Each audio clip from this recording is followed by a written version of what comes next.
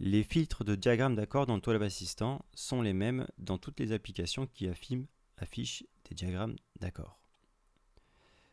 La bibliothèque de diagrammes d'accord, la bibliothèque de diagrammes d'accord par tonalité, les triades par tonalité, tétrades par tonalité, ainsi que les bibliothèques de triades, tétrades.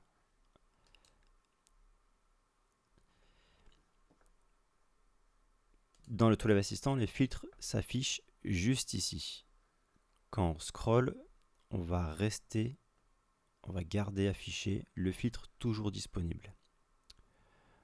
En amont, on peut, selon l'application où on se trouve, choisir la fondamentale et la qualité d'un accord. Ici, on est sur une barre de filtres et d'options.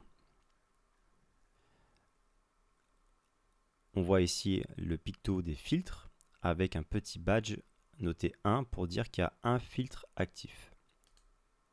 Je coche, je clique pour afficher le menu des filtres et je vois qu'il y a un filtre de difficulté au niveau 2. C'est-à-dire qu'il a filtré des accords pour supprimer les accords de niveau 3. Là, si je passe en niveau 3, en gros, j'affiche tous les accords, je n'ai pas déclenché de filtre. Je reviens au niveau 2 et au niveau 1. Dans le niveau 1, ne s'affichent pas les filtres avec des barrés. Dans le niveau 2, il y a les barrés et des accords qui sont un peu plus compliqués à faire parfois et parfois à entendre. Dans le niveau 3, c'est des accords beaucoup plus complexes et parfois difficiles à entendre par rapport à un gros renversement. Restons au niveau 2. Second filtre, la note à la basse. Par défaut, on voit que le filtre est barré, donc les accords ne sont pas filtrés par note à la basse. Affichons plutôt un accord de tétrade, pourquoi pas un mineur 7. Voilà. Ici, je vais pouvoir dire que je cherche des accords contenant à la basse sa route, sa fondamentale. Donc on va voir que systématiquement, à la basse, donc la note la plus grave, ce sera une fondamentale. Si à l'inverse, je veux que les accords soient un renversement, donc qu'il n'y ait pas la route à la basse, je clique ici et je vais voir les accords qui n'ont pas la route à la basse. Les filtres se combinent. Ici, je recherche une difficulté de 2 avec des notes qui n'ont pas la route à la basse. Donc les filtres sont à combiner. Ça veut dire que si jamais je filtre avec le système Cage en sol, à un endroit du manche, au bout d'un moment, je peux me retrouver avec aucun résultat.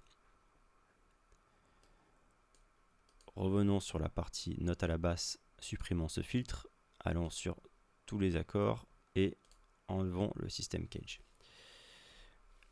Vous pouvez filtrer par système Cage, c'est-à-dire que chaque accord est disposé sur le manche à un endroit précis du système Cage. Ici par exemple, la disposition des intervalles des trois routes plutôt sont dans la position Cage de Mi. Et on le voit ici, Cage de Mi. Si je cherche des accords dans la position Cage de Mi, je coche le Mi juste là, et ça m'affichera plusieurs accords dans la position Cage de Mi. Pour vous l'afficher, je vais afficher ici Quick View, juste là, pour voir l'accord sur le diagramme. Et en fait, ici, c'est la position Cage de Mi. Quand je survole, je vois que tous les accords sont en effet dans cette position, dans cet endroit du manche. Si vous ne voulez pas travailler par position Cage, vous pouvez donc déjà, on va supprimer ce filtre, afficher tout. On peut travailler avec ce système de sélection de l'endroit du manche. Donc, quand je vais sélectionner le milieu du manche, je vais voir que les accords qui sont au milieu donc à partir de là à là. Voilà, c'est comme ça que ça fonctionne. Et quand vous affichez en bas la Quick View avec le manche, vous verrez que on verra le manche structuré par rapport à votre zone de recherche. Encore une fois, si je sélectionne ma position cage de mi, je vais retrouver tous mes accords en position cage de mi. Mais si je cherche sur deux accords, donc sol et mi, et bien là je trouverai des positions dans sol et dans mi. Voilà.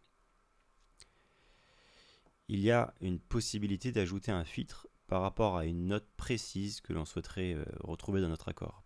Exemple,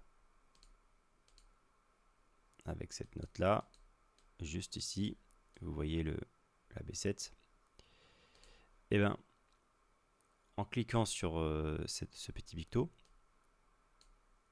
je vais pouvoir voir donc un diagramme sur lequel je pourrais changer la base fret. Là, je suis en 1 par défaut avec le scié. Je vais passer en 8. Faire comme cet accord-là, ou plutôt celui-ci, et sélectionner cette note-là, qui correspond à celle-là. Du coup, ça aura pour effet de faire deux choses. Déjà, filtrer les accords contenant cette note-là précisément, à cet endroit-là précisément. Je rajoute le mot précisément parce que une note peut être à plusieurs endroits du manche si on ne tient compte que de sa note et de son octave, jusqu'à 4 fois sur le manche. Donc là, ce que je dis, c'est bien une note sur la corde de mi, d'accord, en case 11. Et là, il m'a trouvé donc ces accords qui comprennent cette note.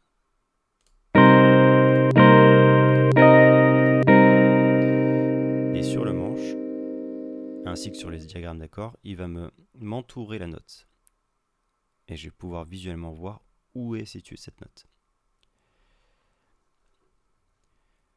Donc voici pour la partie filtre.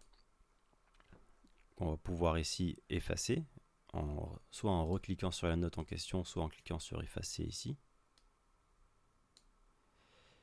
Ici, je vais pouvoir remettre comme c'était auparavant. Et maintenant, on va voir la partie options. Rapidement, ici, il y a donc un accès simplifié sur le moyen d'affichage des notes sur le diagramme. Par défaut, là, je vais le voir en intervalle, mais c'est parce que c'est moi qui l'ai décidé. Par défaut, vous devrez le voir comme ça. Donc, c'est-à-dire que là, vous voyez le doigté. Donc, ici, doigt 1, doigt 2, doigt 3, doigt 4. Ok. Quand il y a derrière un petit symbole, en tout cas, ce petit élément, ça veut dire qu'on fait un barré, comme ici, par exemple. Par défaut, vous voyez en doigté. Vous pouvez afficher donc en intervalle, en note, en noir pour rien afficher du tout. Mais vous avez aussi note et intervalle. Là, vous voyez les couleurs de l'intervalle et le nom de la note.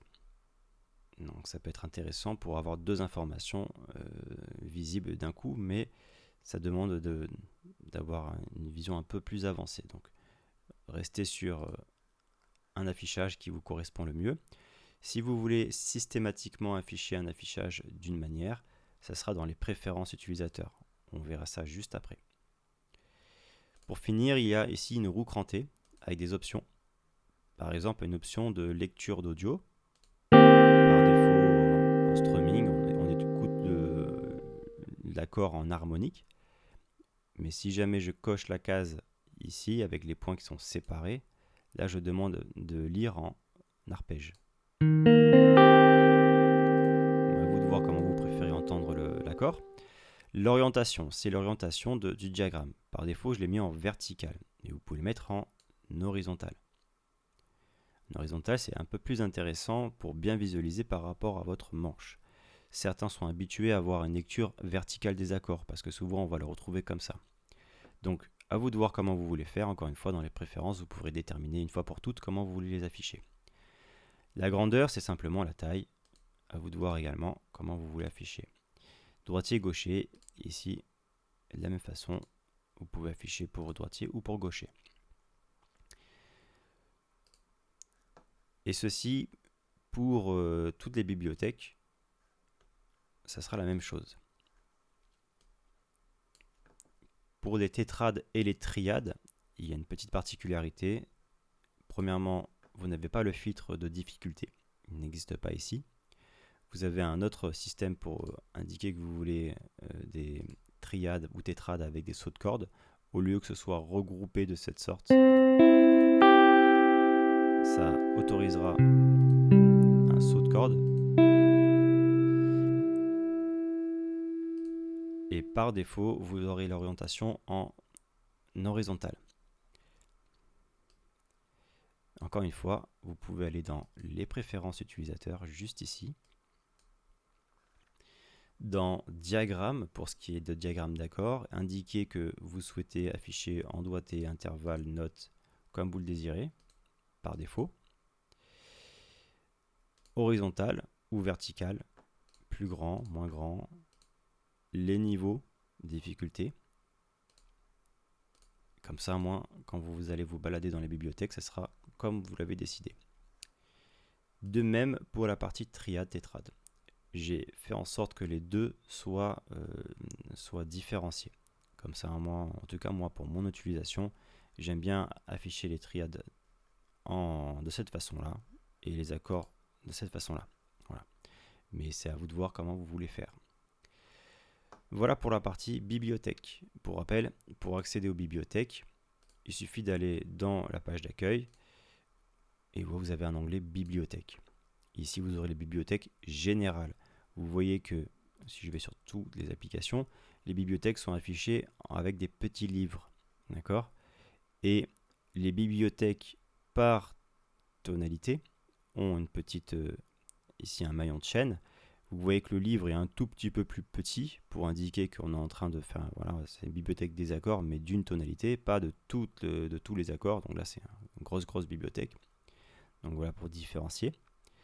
Et la couleur également est là pour rappeler qu'ici, on est en train de référencer des éléments par rapport à une gamme. Ok. Si, admettons, vous ouvrez un accord, admettons le Do majeur 7, dans le pupitre, avec ce bouton-là, je vais pouvoir avoir accès à mon Do majeur 7 sur mon pupitre à partir de là. Et quand je suis en Do majeur 7, j'aurai aussi accès à des nouvelles applications de bibliothèque en lien avec Do majeur 7 uniquement. C'est simplement que je suis sur Do majeur 7, je clique ici et je vais simplement avoir mes accords de Do majeur 7. Je ne pourrai pas choisir autre chose, il faudra que je change d'accord pour cela. D'accord ? Donc ici, ça dépend de comment vous travaillez, ce que vous voulez travailler. Là, j'ai les triades également. Bon, là, j'ai changé, donc c'est mon Do suspendu 2. Et puis voilà. Donc voici comment fonctionnent des filtres, des bibliothèques, de diagrammes d'accords dans le Toolbar Assistant.